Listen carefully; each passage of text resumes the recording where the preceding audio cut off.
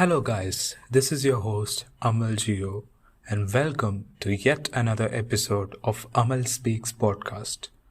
Today, I have with me a special guest. She is a regulated Canadian immigration consultant and is the founder and director of York Immigration. Liz Mathew, welcome to the show. My pleasure.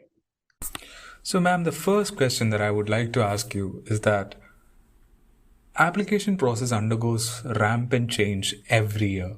What may be relevant today might not be relevant tomorrow. According to you, you have a lot of perspective on this because you've been working in this field for a long time. According to you, what change do you see in the application process 5 years ago and the process now? Okay. Yes, students coming into Canada, it has always been an evolving application. So students have always been a strength to Canada as they help in the economy building, and they also help in building the labor market as well, as they are allowed to work while their studies as well. So back, I'd say 5 years down 5 years previously, the number of students coming into Canada wasn't as much as compared to, I'd say, 5 years. 5 years currently speaking, the number of students and the demand of students coming into Canada has evolved a lot more, and it has been a strong point for Canada from the immigration perspective as well. Recently, from my personal observation, I've seen a spike in the number of applications. You're someone who regularly consults a lot of clients. So, what do you think about the increase in the processing time?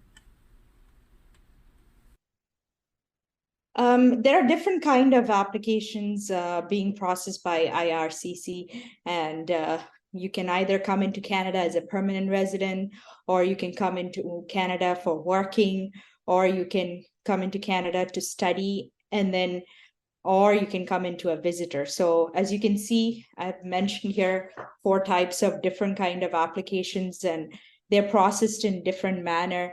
Processing times are different. Canada has a huge labor shortage at this time, so work permits are being processed at a faster rate compared to previously. That's what the trend is being seen. Since you mentioned about the labor shortage, I would like to ask you a question about which I'm personally interested in since I am a student.